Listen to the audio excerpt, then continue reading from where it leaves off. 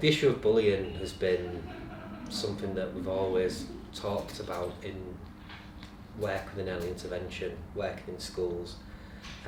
It's just become part of the package of what we look at, really, because it's such a common issue across all schools that we go into.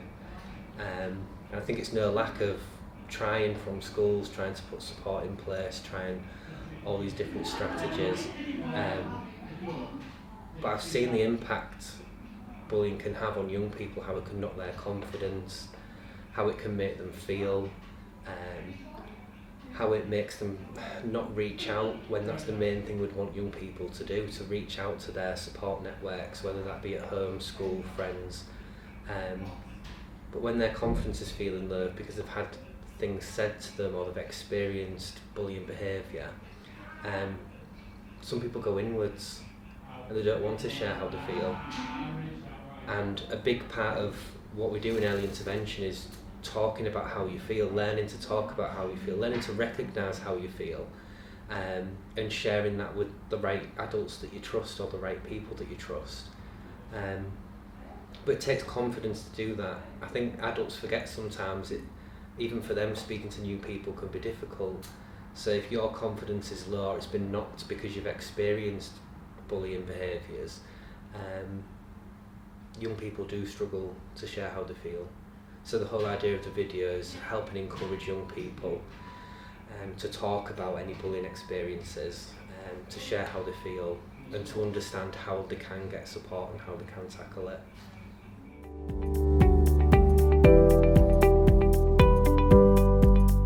To help and support people who may have been bullied, and to help people understand the impact bullying can have on people, and to help all of us tackle bullying together, and to help young people help young people. It makes them not feel like they want to come to school. It makes people feel scared to be themselves. It makes people feel isolated. And bullying on social media means you can be exposed to it 24/7.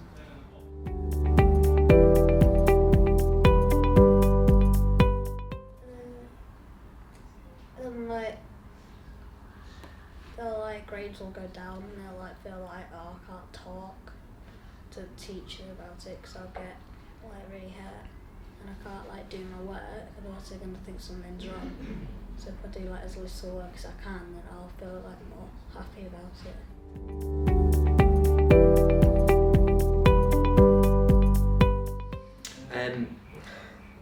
I think it impacts young people in so many different ways. I think it impacts their understanding of relationships. It can impact how much they trust people. It can impact how much they do the things that they enjoy. For some young people, they stop doing the things that they enjoy because they don't want to go outside or they're worried about being around other people. It can make people feel really low about themselves. It can affect people's self-esteem. And when people are struggling with their self-esteem, sometimes it stops them being who they are. You can see some young people put defences up, put walls up, not want to speak to anyone, in some occasions start being nasty to other young people or start being mean because that's what they've experienced themselves. It can impact how people dress. It can impact everything about who they are. It affects the whole identity. Bullying in young people can massively affect their development and growth at school. We see it socially, that it can affect them. It can affect them when with any peers, when with any members of staff. And that can be in different ways. So they could go into the shell, for example, and maybe become mute to a situation. They could also become heightened because of it and completely the other end of the scale, which I think is really important to recognise, because I think there's a perception there that people think when somebody is bullied they may be crying, they may be very low in confidence in terms of coming out about it, but others can also come out in different ways. with that, and that can be in quite heightened states as well.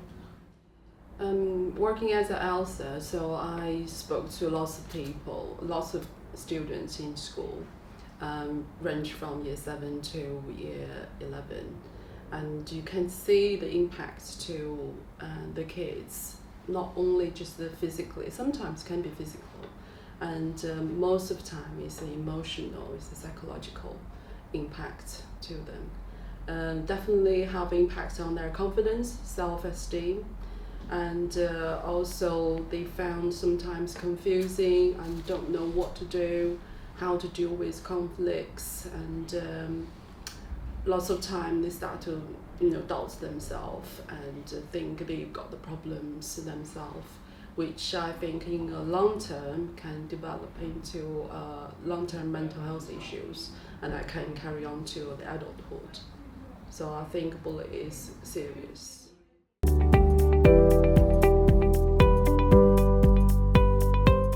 I think it's really important to recognise that everybody in this school is encouraged to report anything, whether that's against them or whether it's against a friend or somebody they see. But it's really important that whatever is going on is challenged, and whether that's from a member of staff or whether it's from another pupil in the first place is really important. So we do quite a lot of assemblies around different types of discrimination, and that can lead to things such as bullying.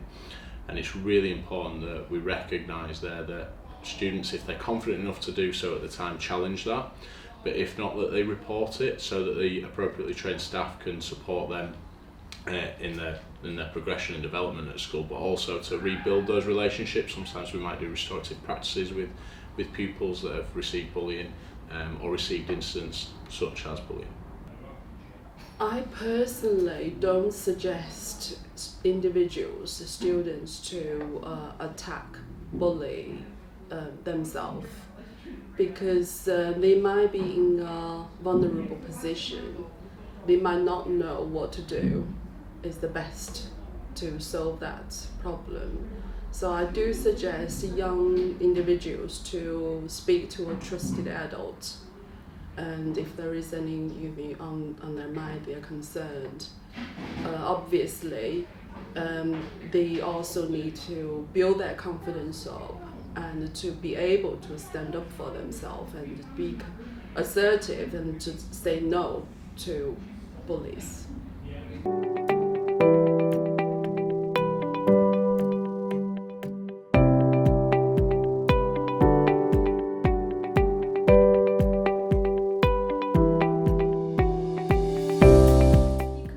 Education in place on like what to do if you see someone being bullied or where to go. Inform parents and carers what's been going on at school in their day.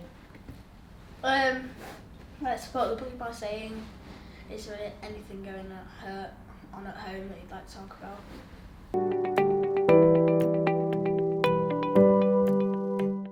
I've experienced a lot of strategies that are already in place from all schools in Hull and East Riding, and I think there's lots of things that schools are already doing to try and tackle bullying through different strategies they've got in place. I think one thing that everyone's struggling with is young people having the confidence to share how they feel, because it's been knocked because of the experiences they have been through. I think young people reaching out to adults that they trust and recognising their support network is really important. In some cases, it's even helping young people understand what a healthy relationship is and what an unhealthy relationship is, to help them map out who their healthy relationships are, who they could go to if they need support, and how they can access the support that's already there.